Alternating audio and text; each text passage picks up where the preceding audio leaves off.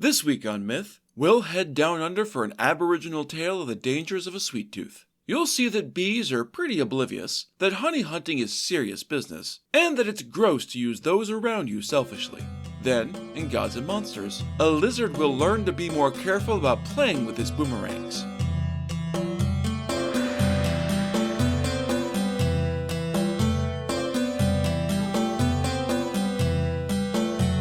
This is the Myths Your Teacher Hated podcast, where I tell the stories of cultures from around the world in all of their original, bloody, uncensored glory. Modern tellings of these stories have become dry and dusty, but I'll be trying to breathe new life into them. This is episode 183, The Bats and the Bees. As always, this episode is not safe for work.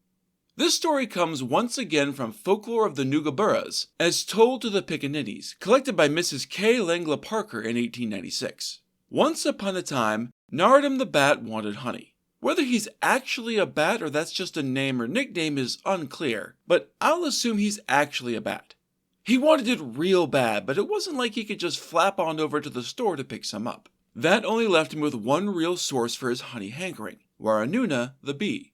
Thus it was that he found himself stalking his buzzing little neighbor to watch where he went.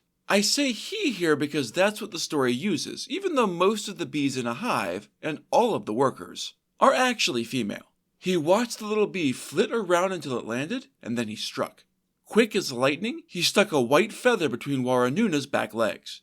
That's not what you expected, right? Like, where did a bat get a feather from? Does he just carry that around? His plan did make a certain amount of sense, though. He knew that Warranuna made honey somewhere, but not where.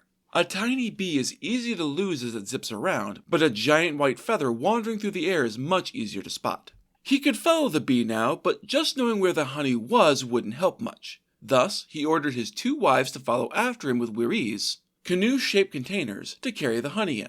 The trio followed poor hapless Warranuna, who somehow didn't notice 3 fucking bats following his every move, or the feather many times his own size stuck between his fucking legs, all damn day. His stinger must be huge. Anyway, night fell, and still the restless bee had not returned home. Afraid of losing their quarry in the night, Naradharn thought quick. Snatching up a piece of bark from a nearby tree, the bat trapped Warranuna under it to keep him from buzzing away. The bat trio was thus able to get some sleep without worrying about missing out on that sweet, sweet honey. Maybe I'm biased since I'm not a fan of honey, but this seems like an awful lot of work for just a sweet treat. Morning came and, when it was enough light to see clearly again, Naradharn released the trapped bee to fly away again. Warranuna seemed to be blessed with an absence of excess thoughts and, despite his recent predicament, saw nothing amiss. And he somehow still hadn't noticed that damned feather. It took some more aimless wandering, but, in time, the bee did finally return to his hive hidden in the boughs of a gunnyani tree, which I believe is a eucalyptus tree. Naradharn took out his komi bow, a style of knife as far as I can tell, and used it to mark the tree so that he would know it again. I don't know if the tree's leaves were just especially thick, or if maybe the hive's location in a cleft in the tree's branches was especially deep or something. It doesn't seem like it would be that hard to spot the tree with a beehive in it when you already know where it is, but I haven't exactly spent a lot of time honey hunting, so maybe I'm wrong. I do still wonder if our intrepid bat has a utility belt full of helpful gadgets, given how many useful items he just happens to have on him at all times. Having thus marked the tree, Naradharn returned to his two wives, who were lagging behind, burdened as they were by the wherees they carried. He'd done his part in locating the secret golden treasure. Now it was up to them to climb the tree and retrieve it. I find myself wondering why bats would need to climb a tree, and I'm realizing that the story never actually says that Naradharn's wives are also bats. In fact, it uses the term women to describe them, so I'm forced to conclude that this bat is married to human women. I don't know which is worse, a normal-sized bat with human wives, or a human-sized bat, leaving that nightmare fuel aside for the moment. He urged them to hurry up, hankering for his honey, but I noticed that he didn't offer to help out with their burdens at all to speed things up. Typical, really. Without complaint, the two wives did as they were bid. One of the women readied the wheree while the other shimmied up the marked tree. As she reached the place where the trunk split out into countless branches, Naradharn called out to her to reach her hand into the tree's crotch for the honey, which feels vaguely sexual in a really wrong way. She did so, but it was a tight fit, and she had to work to get her hand in. You might already see the problem here. There was no way for the poor woman to pull her hand back out with the honey in it. Panicking, she dropped the golden goodness and tried to extricate her empty hand, but she still couldn't seem to pull it back out. Terrified and more than a little uncomfortable, she called down to her husband for help. Grumbling, the bat climbed up to help her, so apparently the bat still needs to climb for some reason. He examined her hand and came to the awful conclusion that there was simply no way to remove it from the tree. He was going to have to cut her hand off. Narodharn knew that his wife would have some very loud and very reasonable objections to his plan, so he drew his komibo and, before the woman could see what he was planning, he hacked her fucking hand off without her knowledge or consent. Her shock at both the betrayal and the actual physical trauma was enough to kill the poor woman outright, and her lifeless body collapsed into the branches, still bleeding from the hacked-off stump. Narodharn carried her corpse back down to the ground where his other wife, who was also the dead woman's sister for extra trauma, was waiting.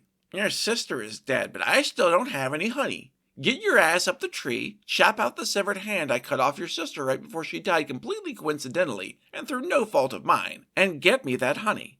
Now, woman!" Yeah, he's not a good husband or a good person. Bat. Whatever. The remaining wife had some understandable objections to this terrible, terrible plan. She knew that her husband would have no interest in hearing most of them, so she settled on the one that was most likely to be of interest to Narodharn. "Surely the honey is gone by now?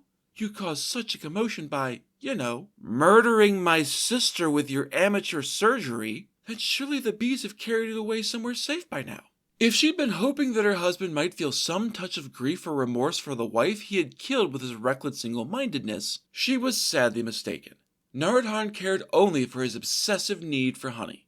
"Nope, that didn't happen. I have nothing to counter your argument with except my own male arrogance, but that's enough for me. Get your ass up that tree and get the honey your sister died for." The surviving wife went back to those many, many objections she had and tried every excuse she could think of to avoid going up into the tree that had just resulted in her sister's death. Rather than swaying her husband with concern for her, it only infuriated him that his desire for honey was once again being thwarted. He pulled out his boondi, a heavy club that could be thrown to hunt down game, and threatened her with it. "Either you go up and cut out your dead sister's hand and get me my honey, or I'll send you to join her." Crying now, the surviving sister scrambled up the tree. She tried to remove the severed hand that was plugging up the honey hole, but she only succeeded in getting her own hand stuck in the tight space with it. That had to be terrifying and horrifying for a number of reasons. Narodharn watched her from the ground, and so he recognized that she too had gotten stuck. His wife started crying and struggling harder as he scrambled up the tree to see what the situation was. He tried pulling her arm back out, but, like her sister's, it wouldn't budge. With a heavy sigh, he drew his komibo again. Ignoring his wife's terrified pleading, he hacked her hand off at the wrist as well. After one great shriek, she fell silent, which Narodharn was grateful for. "I guess I'll have to do this myself. Climb back down and I'll cut out the honey." His wife didn't move to obey or say anything in response. Looking closer, he saw that she too was dead from the shock. Looking his second corpse in the eyes scared him. One dead wife could be an accident. It wasn't. But two was clearly murder. He quickly scrambled back out of the gunnyani tree with her body and laid it in the dust beside her sister's corpse. Honey didn't seem so important anymore. A realization that I really wish he'd come to before he murdered two women in cold blood. Abandoning them there, Narodharn fled the scene of the crime and, hopefully, his guilt. He returned to the camp alone. As he approached, the younger sisters of his two now-dead wives rushed out to greet him. Or, more accurately, to greet their beloved sisters who they assumed would be with him.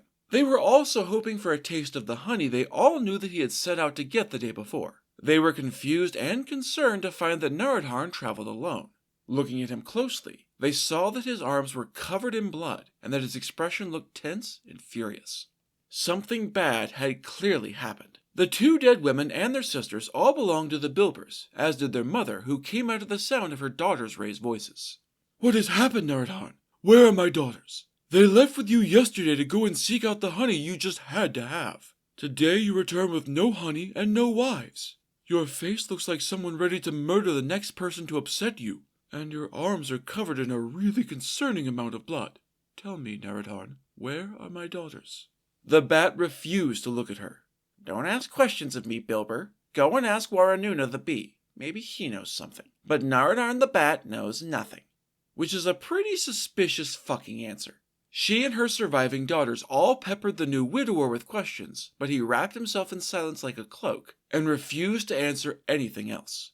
More concerned than ever, the mother left the silent bat to his brooding and returned to her dardur, her house, and told the members of her own tribe her suspicions about her son-in-law. My daughters are gone, and Narad their husband, will say nothing of what happened to them. He says he knows nothing, but he returned from an expedition to find honey with his arms covered in blood. He surely has a tale to tell, and I more than suspect he did something to them. The chief of this tribe listened to the Bilber's mother with empathy. It was a hell of a story, but she was known for being honest and down to earth, so he had every reason to believe her. She finished telling of her suspicions and fell to weeping and wailing for her missing daughters, who she correctly feared she would never see again. Mother of the Bilbers, I shall look into your claim. If anything has happened to them, and Naradharn had anything to do with it, I will bring vengeance down on his head like a thunderbolt.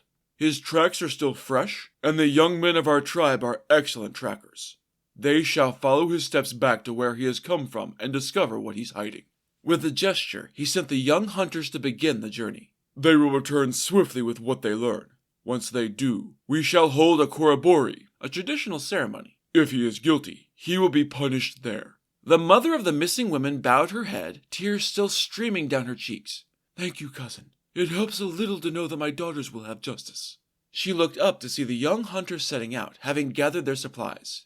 Go with speed, young men. Hurry, lest the rain fall, the dust blow, and hide the tracks that you must follow. And thank you. They bowed to her and then set off. The fleetest-footed and keenest-eyed young men had taken up this task, and they raced like the wind along the trail that Nardharn had left. The bat had made no real effort to disguise his passage, so they soon found the grisly seed he had left beneath the gunnyani tree. They examined the bodies, the tree, and the severed hands still trapped there, and then they raced back to camp to report. That night, the korobori was held as the chief had promised. The women sat in a half-circle around the fire. They chanted hypnotically, keeping the beat by banging 2 boomerangs together or by beating rolled-up rugs. More fires were lit on the edge of the scrub, throwing light on the dancers as they moved sinuously out of their camps. They were painted in all manners of designs, with wewas around their waists, a waistband made of possum sinews and strips of paddy melons, and feathers in their hair. The dancers carried painted wands in their hands as they moved. At the head of the procession of the men dancing into a clearing before the women was Naradharn. Koroboris were a time when the people could connect to the dream time and the spirits that dwelt there. The fires lit up the tops of the trees, picking out the dark shapes of balas, powerful spirits with strange, changing forms. The chanting and beating grew louder as the dancers approached the center of the clearing. The flames licked the tops of the trees, and still more wood was added to make them rage higher. Towards the largest fire danced the men, forcing Naradharn at their head to move towards it as well. Out of the darkness above the beating and chanting wailed the voice of the grieving mother, accusing her son-in-law of murdering her daughters. The balas pressed closer to the fires, their impossible shapes looming and twisting with the flickering shadows. Naradharn turned to move safely away from the towering inferno, but found a mass of dancing men blocking his path. As one, they seized the murderer and hurled him into the madly leaping fire. He screamed as his skin charred, his fat melted, and his lungs burned. He died there in the flames for his crimes, and the Bilbers were avenged. And that's how the story ends. It initially feels like it's going to be a fun story of why bats fly at night or something, but instead it's just a tale of vicious murder by a callous husband, who cares more for his own sweet tooth than the lives of his wives. It's a dark story, but it's also viscerally satisfying to see someone punished so swiftly and thoroughly for their misdeeds. There is, however, a very short story of that type about Warranuna the bee, who kind of got short shrift in this story. This one comes from the Australian Legendary Tales collected by K. Langla Parker in 1896. Long, long ago, before the cruelty of Naradharn, the Warranunas and the Bunnyarls were related families who had lived in the same camp. The Warranunas were diligent and hard-working, while the Bunnyarls were lazy and short-sighted. The former family was constantly trying to gather food, storing up supplies to last them through a time of famine should it be necessary. The Bunnyarls, on the other hand, couldn't be asked to help out. They never thought about the future and frequently picked through the garbage of other families in camp for anything they were short of. Thrifty, but kind of gross considering that the rubbish in question includes a lot of rotting meat. One day, the Warranunas asked the Bunnyarls to come with them on an expedition. "We're going out to gather honey from the flowers. Winter is coming. I can feel it on the breeze. Soon the flowers will be blown away on icy winds and there will be no more honey to gather." The bunny earls just laughed in their faces. Fuck that shit. You go gather honey or whatever awful labor you want to do. We'll be hanging around and looking after things. They laughed again, knowing that they would be able to just share in whatever the Warranunas brought back without having to do any of the work. Sighing, the Warranunas left to gather the honey alone, leaving those assholes the bunny earls to their garbage games. They gathered honey from the flowers and, when they were done, they found a new place to store it. They never returned back to the camp, abandoning their lazy cousins. In time, the busy Warranunas were changed into the busy little bees of the modern day, and the lazy bunny earls became the flies that eat garbage to this very day. This second short tale reminds me a lot of Aesop's fable about the ant and the grasshopper, or, as you may have experienced it as a child, the Pixar movie A Bug's Life. And so, as the guilty burn and the lazy roll in filth, it's time for Gods and Monsters. This is a segment where I get into a little more detail about one of the gods or monsters from the Zeus pantheon that was not discussed in the main story. This week's careless critter is Ula the lizard. This story also comes from Australian legendary tales collected by K. Langla Parker. Once upon a time, Ula the lizard was bored. He'd spent all day lying in the sun doing nothing, as lizards are wont to do, and he couldn't stand the thought of wasting any more time sunbathing. He was bored! Stretching, he scrambled off the rock. I'll go play. I say, that'll be more fun than just, sitting here. He pulled his boomerangs out, from under the rock I assume, and began to practice throwing them. As Ula was practicing his technique, along came Gala, an Australian bird. Gala was fascinated by this, and stood nearby watching the lizard making throw after throw. I don't know if any of you have ever tried to throw a boomerang so that it actually comes back, but it's a difficult skill to master. It also only works with a certain type of boomerang, known as boomerangs, but luckily those were the variety that our lizard friend was using. They are smaller and more curved than the variety meant to fly in a straight line. Ula enjoyed having an audience, and he began to show off a little, preening under the attention. He began to throw just a little harder and with a little more zing to really show off. Gala oohed and awed appropriately, and so Ula puffed up his chest and threw one with all his might and a little extra twist. It whizzed through the air and came soaring back almost too fast to see.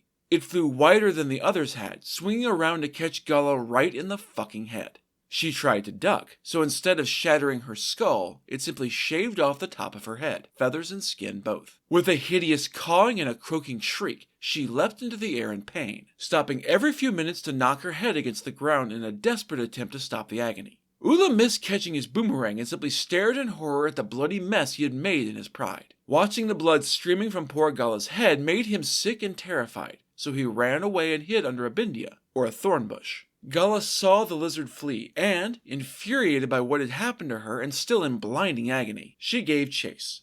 Still shrieking, she followed him under the bush and seized him in her beak. Still making that awful sound, she raked Ula along the brambles until each and every thorn had torn a hole in his flesh. Then she rubbed his mangled flesh across her own still bleeding scalp.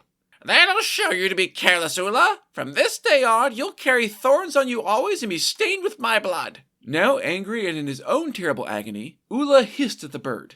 "I say, that's gonna go both ways, asshole. That was an accident, but since you decided to curse me, I'm gonna curse you right back. From now on, you shall always have a bald-ass head for as long as I am a blood-stained lizard, I tell you what." Now, if you've ever seen a gala bird, they have a unique crest that they can raise up, revealing their bald head underneath to this very day. Likewise, the lizards in that area are covered in spikes like the prickles of a bindia, and are colored a reddish-brown like old blood. That's it for this episode of Myths Your Teacher Hated. Keep up with new episodes on our Facebook page, on iTunes, on TuneIn, on Verbal, and on Spotify. Or you can follow us on Instagram as Myths Your Teacher Hated Pod, on Tumblr as Myths Your Teacher Hated, and on Blue Sky as Myths Podcast. You can also find news and episodes on our website at mythsyourteacherhated.com. If you have any questions, any gods or monsters you want to learn about, or any ideas for future stories that you'd like to hear, feel free to drop me a line. I'm trying to pull as much material from as many different cultures as possible, but there are all sorts of stories I've never heard, so suggestions are appreciated. The theme music is by Tiny Cheese Puff. Next time, we'll travel back to the ancient kingdom of Manipur to watch a couple of pigeons try to throw a proper feast. You'll learn that birds get up to some cool shit, that event planning has always been a pain, and that old people, and birds, can throw down with the best of them. Then, in Gods and Monsters, a serpent god with antlers will inspire a boat and compete to rule the universe. That's all for now. Thanks for listening.